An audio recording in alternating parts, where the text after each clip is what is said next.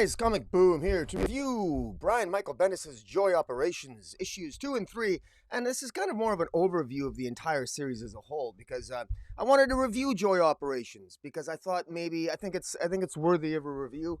I've been pretty hard on Bendis on his DC work, and even though I'm not a huge fan of his Justice League, and I'm not a huge fan of most of his DC work, except I did like his Batman universe. The fact is, I wanted to give Joy Operations a shot just to see whether or not it's any good. And I'm pleased to report that this is something that you should, in my view, if you can overcome your Bendis, your bias against Bendis, because I know that there's a lot of, I'm not a big fan, as I say, of some of his work. This is actually really good stuff. At a minimum, you guys, you should check out Joy Operations just to see the amazing art of Stephen Byrne. Joy Operations takes place 55 years in the future, where the world consists essentially of 5 trusts. And these 5 trusts are the Peachtree Trust, the Drenando Trust, the Trust of Jackton, the United Thailands Trust, and the Shauna Trust. And essentially, each trust has levels and layers of contrary or insincere.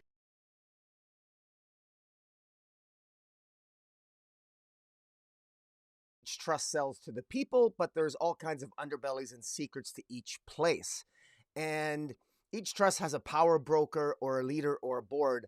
And some civilians live against the tide of any choice, people being people. And each trust competes to get civilians to come to their trust. So, for example, you might have the Drenando Trust, for example. The Drenando Trust is like Amsterdam. It consists of a lot of tactical tech, enhanced lifestyle living. It's like living in an Apple city, like like an iPhone. It's modern day Rome, and it's in the Drenando Trust where our story starts off, because we meet an envoy by the name of Joy Kerrigan. Now, Joy is actually Joy Kerrigan is an envoy for a person for the leader of the Drenando Trust. And the leader of the Drenando Trust is this woman by the name of Catherine. Now, Catherine is actually the villain of the piece. She's kind of she's a multinational corporate madwoman, as Bendis describes her, and she's become too big to fail. And she's either steely-eyed quiet, or she's a manic monster person. She's like Sigourney Weaver in Working Girl, but with a bigger evil plans, as he describes it. She's a French queen pin living in the highest tower in what was the city of Dubai. And she's so high up and powerful that not too many people can get to her. And in any event, the protagonist of this story is this person by the name of Joy Kerrigan. And Joy is actually the envoy, I guess, one of the bodyguards of this villain, Catherine. But Joy does not know that her boss, Catherine, is a villain.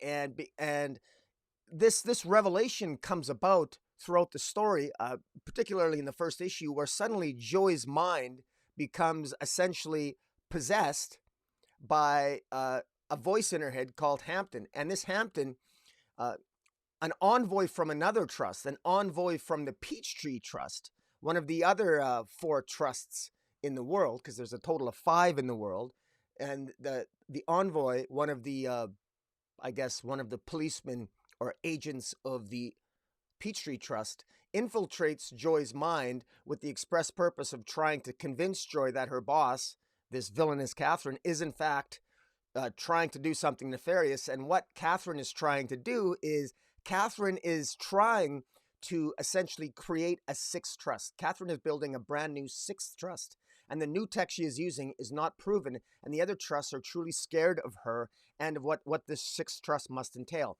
And just to describe, to try to help along exactly what's going on with all these trusts or the differences of it, at the end of issue 3 of Joy Operations, Bendis, he sort of pulls a Hickman. He explains in the back of issue 2 and issue 3 exactly, he tries to expand on the universe by giving you insights, by sharing some of his script notes that he gave to artist Stephen Byrne. And I can't emphasize enough how amazing Stephen Byrne here is. He's absolutely an amazing artist, and you get a sense of by the end of issue 3, we're only privy to 2 of the trusts, the Drenando Trust the Genando Trust and the Peachtree Trust, and they're very different. If you want to get a sense of how these trusts, these cities, these city trusts, they're like five different massive cities. Think of the difference between Facebook and YouTube, for example. The difference between Facebook, YouTube, and Instagram and TikTok. Imagine if those online presences were actually cities in the real world. What would it be like living in the city called Facebook or Meta? What would it be like living in the city of YouTube? What would it be like living in the city of Warner Brothers streaming service? If those things were not simply streaming services, or if these things were not just online presences, but they were actually cities. These cities take on a life of their own, and each city has their own sort of feel about them and their own message. And each of these cities tries to compete for the citizens of other cities. So as citizens, you can visit any of the trusts that you want. You can, the Peachtree Trust, for example, is located in the southern USA. And if you live in the city of, if you live in the city trust of Peachtree, you get enhanced abilities and an empowered lifestyle, all through its high tech. So technology is used differently in depending on which trust you're living. And in fact, in one of the trusts, the Shauna Trust, located in Norway, it's an outdoor farm life, nomadic kind of existence where open skies and healthy living. And so there's less tech in the Shauna Trust. But in any event, so you have these five trusts in this world that Brian Bendis has sort of crafted. And what's happened here is this individual by the name, this Agent Hampton, has infiltrated the mind. This Agent Hampton from the Peachtree Trust has infiltrated the envoy of the Genando Trust, Joy, to convince her that her boss is, like, saying, look, Joy, your boss is the one that's going to be trying to take over these, try to create a sixth trust. And we think this is a very bad thing.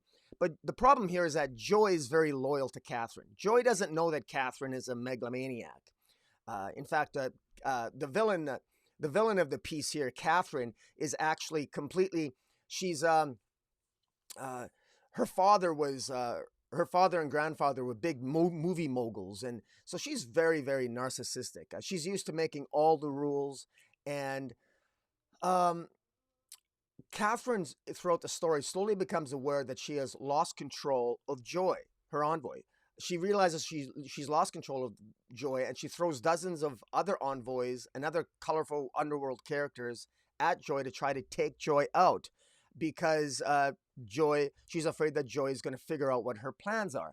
Now, the thing is, Joy doesn't know what her plans are, and initially, Joy literally actually confronts Catherine and admits to Catherine, look, Joy, I'm compromised. Essentially telling Joy, I think I'm compromised.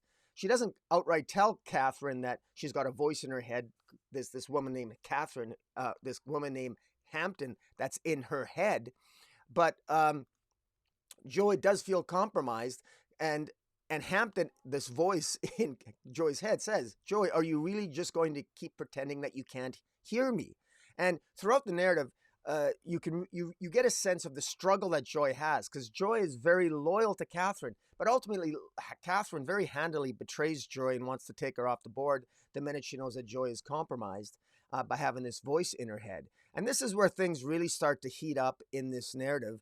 And I just want to get into some of this. I want to get into some of this because this is where things get, I think, quite interesting here. I'm just going to, yeah, okay. I just want to get into getting into issue 2 of Joy Operations is. I just want to give you a sense of the art, because right away, issue 2 starts off, because issue 1 was sort of the setup where it sort of introduced us to this world of the 5 trusts, and introduced us to the characters of this Joy, and her mind is being cohabited by this other presence called Hampton. And issue 2 starts off right away. We're getting we get some sense of the corporate world of the Genando Trust, which is run by Catherine, and she very clearly, she wants to get a handle on things, and she wants to continue to build the trust. Meanwhile, we see that Joy is really struggling. And what Stephen Byrne does so well here, artist Stephen Byrne, is that it's you can you can see the struggle that Joy Corrigan, the lead character, has in this voice in her head. She's fighting against it. The problem is that it's a voice in her head, so it doesn't matter what Joy does physically. There's nothing that she can do because, in fact, Hampton, the other voice in her head, it actually has some control, can control her body, and can be in conflict with Joy and control her body and even control what she says and how she speaks. And so they they're different personalities. You got two different personalities within Joy's mind. You got Joy's mind and you got Hampton's mind, who's the envoy from another trust. And if they're not in sync with each other and they're not cooperating with each other, it really throws a wrench into what Joy can do physically, and of course what she can actually say. Because obviously, if you're of two minds, it can screw up what your behavior. It can also screw up your voice and what it is that you're saying. Now, throughout issue 2, it becomes clear Joy wants to turn herself in and say, "Look, I'm compromised here."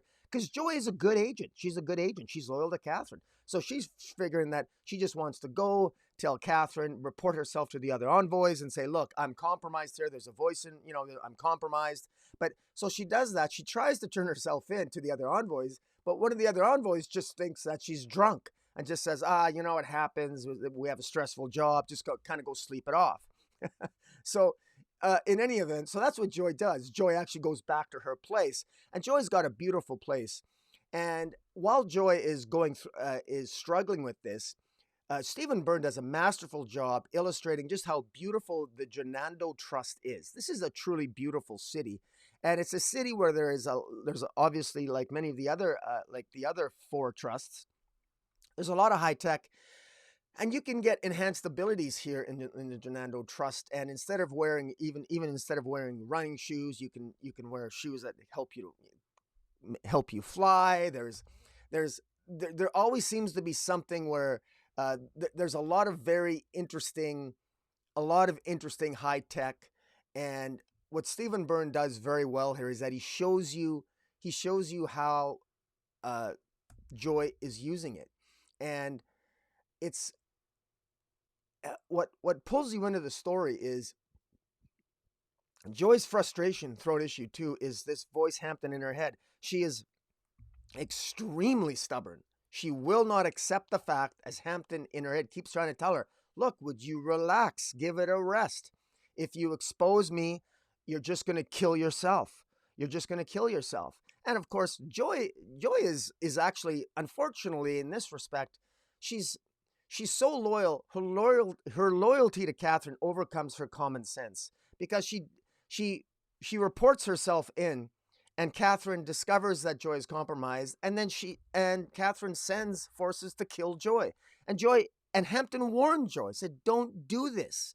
But Joy, unfortunately, she allows her loyalty to her boss Catherine overcome her common sense. And in this respect, Joy doesn't trust Hampton, the other voice in her head. And it's much to her detriment, because the reality here is that Joy is frustrated with the voice in her head. And again, Stephen Byrne does such a great job. Every time the voice speaks Hampton, the voice speaks in Joy's head. It's very easy to tell when the voice is speaking, because the narration boxes are in green and different shades of green. And it's very easy to tell as you read the story when Hampton is speaking within her head and when she's speaking. And Stephen Byrne is so good at the illustrations that because imagine having two voices in your head, how that would affect your facial expressions. Well, Stephen Byrne does a masterful job of just showing just how Joy is trying to reconcile the voice in her head with what's going on around her, particularly when she's talking with Catherine, and there's a voice in her head basically saying, like, don't reveal me, don't, keep a lot of this to yourself, because trust me, Catherine is trying to create a sixth trust. Hampton's trying to tell Joy, "Look, your boss is trying to create a sixth trust. It's going to involve tech that we're not aware of. We think she's a villain, etc., etc. We need to take her down." But we don't know why yet. Hampton doesn't do a very good job of explaining to Joy exactly why Catherine is such a threat. But we know Catherine is a bitch, because she right away sends various forces to Joy's house to try to take out Joy, these Gerxharts. And these Gurksharks are gelatinous sort of glob creatures that are, I mean, visually it's surprisingly stunning when you consider they're just glorified floating, almost like they're floating gelatinous jellyfish of some kind. But it's really extraordinary. And it's the second issue ends with her being attacked in her home. Now, the other side of this, which is interesting, is Bendis plays a little bit with the idea of family here. He expands the idea of a family to triples, because Joy Corrigan, the lead character here, actually has two spouses.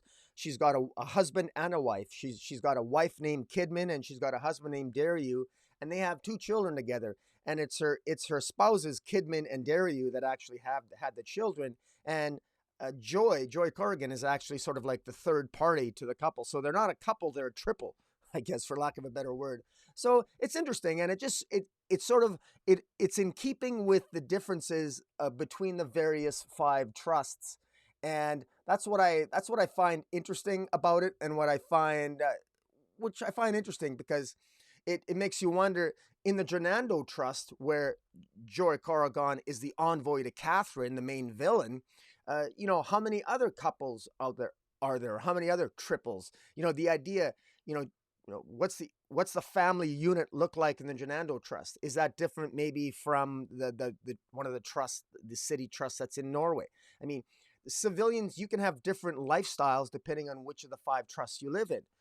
And by the end of issue 3, we're only privy to what's gone on. We're only privy to the Gernando Trust, and we get a glimpse of the Peachtree Trust, where the voice of Hampton, where the envoy Hampton resides. But we don't know what Hampton looks like. We know it's a she. Hampton is a woman, and Hampton is the envoy from the Peachtree Trust, who's infiltrated the mind of Joy, who is the envoy of the Gernando Trust.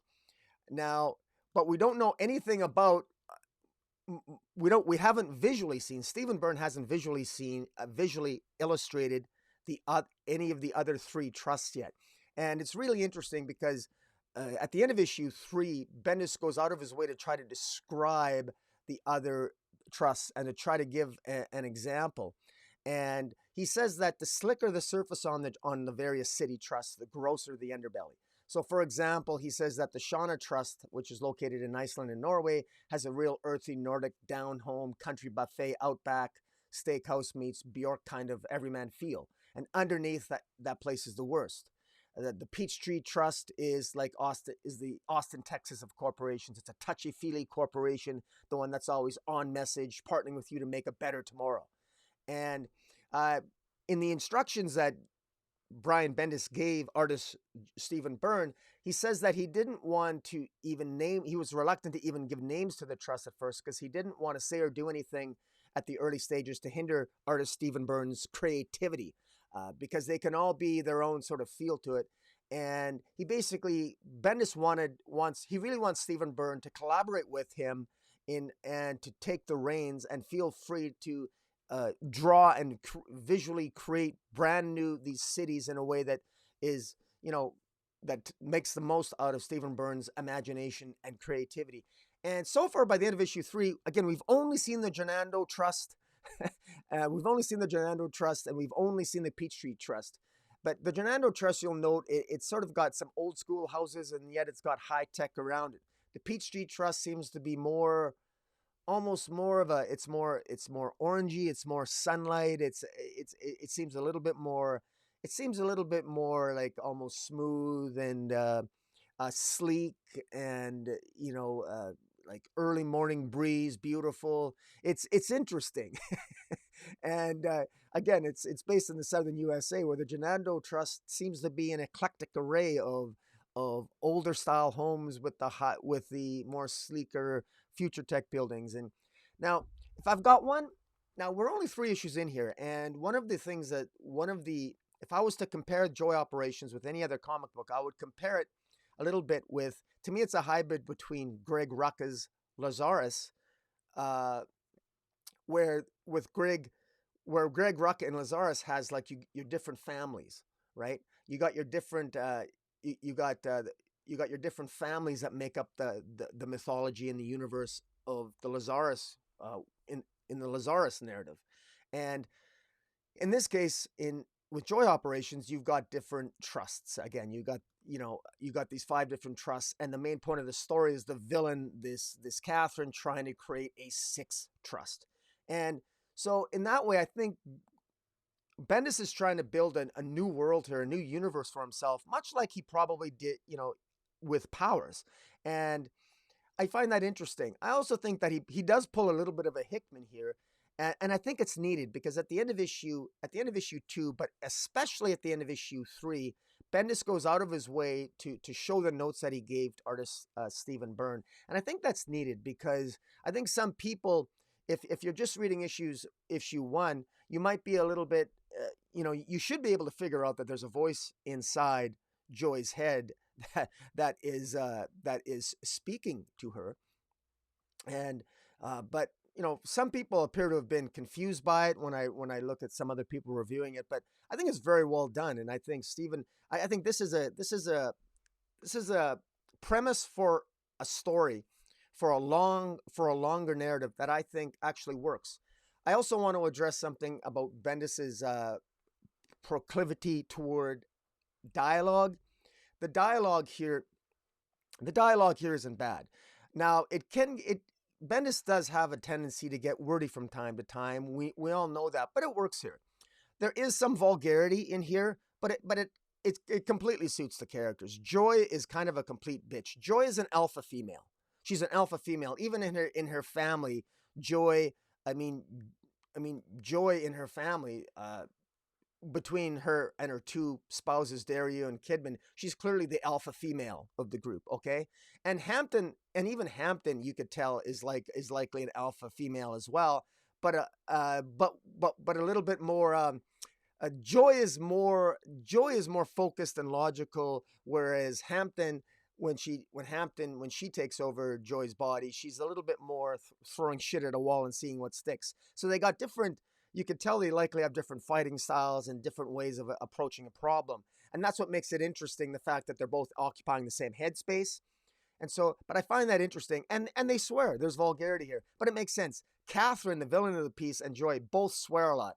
Catherine is a megalomaniac. I mean, she's basically, either steely-eyed quiet or a manic monster person. So her swearing, it suits the narrative, and her swearing just makes sense. So, and there isn't that much, I say there's occasional vulgarity, but it clearly suits the narrative. And the other thing is that what Stephen Byrne does masterfully here is at different points in the narrative, you'll actually see him use a hexagon shape in a lot of the scenes, and I just want to show how some of this actually plays out, because it actually works out really well here. I just want to show it. Yeah, because some of this is just incredible. You'll note that in some of the scenes, you'll see like the hexagonal shape, because the hexagonal shape, it comes across like pixels. And you'll note that Joy Corrigan's suit, it can change, because it's all high tech in the Genando Trust world, in the city of Genando Trust.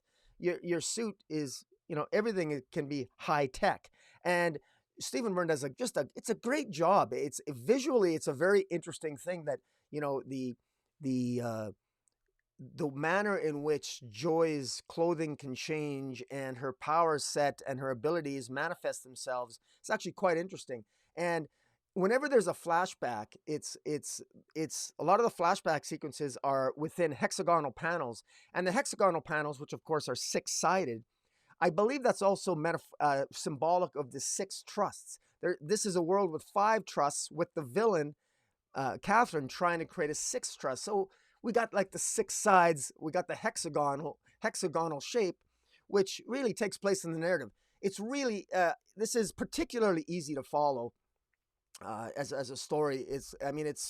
You got to be, a first grader could read this and figure out the flashback sequences, because it's fairly obvious when they're taking place.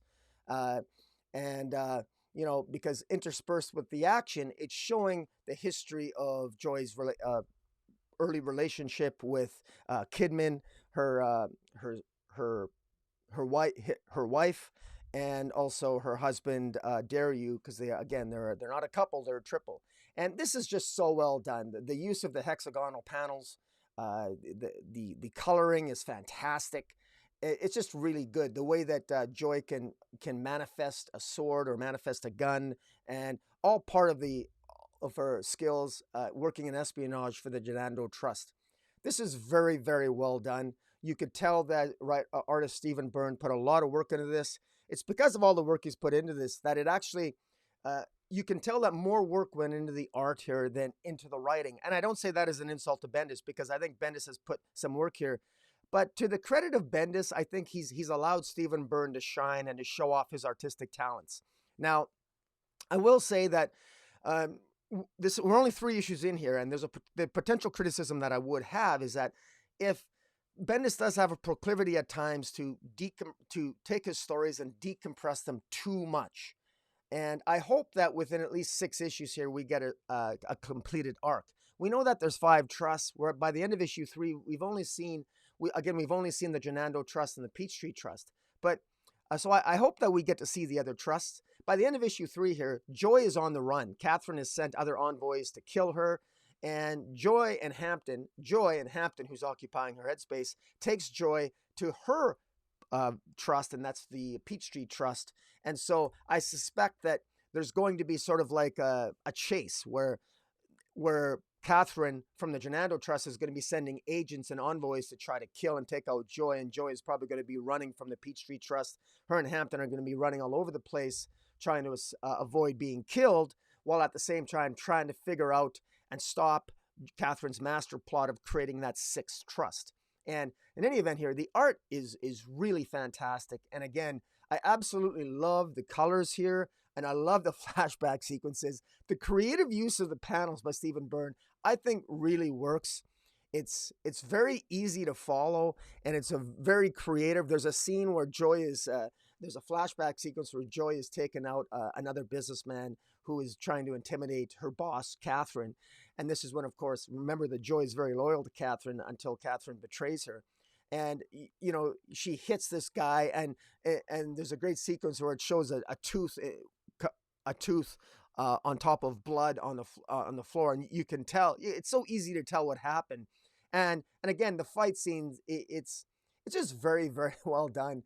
And Joy is kick-ass. Joy is definitely an alpha female, and that really comes through. And Catherine really comes across like a really hard-ass, narcissistic, megalomaniacal villain who is just think of Bendis described it right, and Stephen Byrne nailed it. According to Bendis's description, like imagine just Sigourney Weaver being the corporate guru type, narcissistic, wanting to rule everything, and too damn stubborn, too big for her bridges, and wants to rule everything. Again, very impressive. If you guys, I would strongly advise you guys to check out. I mean, the art alone is likely to pull you in. It's relatively easy to follow. It's easy to the first issue. It's going to take probably half the issue for you to realize what's going on at first, because but have some patience with this and read the back. Remember Jonathan Hickman on Hawksbox, right? What did Jonathan Hickman do? I'm not an X-Men fan. I read Hawksbox. If Jonathan Hickman didn't give all that extra encyclopedic entries in Hawksbox, House of X, Powers of X, I wouldn't have understood what the hell was going on. Jonathan Hickman needed to do that. Well, Bendis does his version of Hickman here by, at the end of issue 2 and 3, he explains more about the process. And at the end of issue 3 in particular, he explains behind the scenes. He explains Joy Operations and to the reader, and read that. He explains generally that this takes place 55 years in the future. This deals with 5 trusts. Each of these trusts, these new city-states, is a corporation owned and designed, and the big companies have foregone world politics and created their own rules. And this is a lot, this is very easy for us to relate as to this could be our potential future. We're always talking about how corporations have more power. They're more powerful than governments. Corporations, these trusts in the world of joy operations have their own design. They're an extension of the corporation's mandates, mindsets, and personality. But underneath, it's all BS. It's all a facade. It looks like it all works, but like our world now, it only works for some of the people some of the time. And this allows for a lot of corruption. The 5 trusts are run and paid for and controlled by the major institutions, corporations. Politics has fallen to corporate-controlled civilization. But each city has something unique and inviting about it. Each has a design idea and theme behind it. By being part of a trust, you're making a complete lifestyle choice. You're saying, this is the kind of person I want to be, and this is the kind of philosophy I want to buy into. The trust takes over your life. So whether you live in the Genando Trust, the Peachtree Trust, or any of the other 3 trusts, the trust will take over your life and give your life, and in return, you'll get something you really, really want if you dedicate yourself to that particular trust. At least that's the theory. Now, and the various trusts compete with each other to try to attract citizens. And this is the world upon which this takes place. I encourage you to read Joy Operations, certainly up to issue 3, and you get a feel of Bendis' script. And I do think that this is substantially better than a lot of what Bendis has done for his DC work. I encourage people to check these issues out. I do think this is worth checking out. So guys, that's my review of Joy Operations issue 2 and 3. It's kind of, I actually gave more of an overview of everything, but I think this is Brian Bendis's. He's done a good job here, and this is worth checking out for no other reason but for Stephen Byrne's art alone. But I got to say that the narrative here, the idea of 5 trusts, this is something that I could really latch on to. And this is reflective of our world now, but it's 55 years in the future, and it's very interesting. So guys, please, check it out. Hit the subscribe button. If you like my content, hit the subscribe button, hit the notification bell, and remember to, I'll leave the link to my review of Joy Operations #1 below. And in the meantime, guys, remember to check out I do a weekly collaboration with Jace of the Comic Source, where we review every DC comic that comes out every week. That actually hit just yesterday for the week of February 1st, 2022. And, stick with me. I'm probably going to be doing a deep dive into Justice League Incarnate #4. We did review Justice League Incarnate #4 in our February 1st, 2022 DC Comics Weekly review. So check that out. But I'll probably be doing a deep dive into that. Joshua Williamson has really been doing something to try to simplify all the crises for the DC universe. I'll be doing a video on that. And also, I encourage everybody to buy and to support the Kickstarter of my friend Trevor Lenkevich, who is doing Area 51, a Helix project on Kickstarter. I'm going to leave a link below for that as well. He's up to issue 4. It's a great series, and I encourage people to do that. So, guys, have a good one. Read a comic. And until next time, Comic Boom out.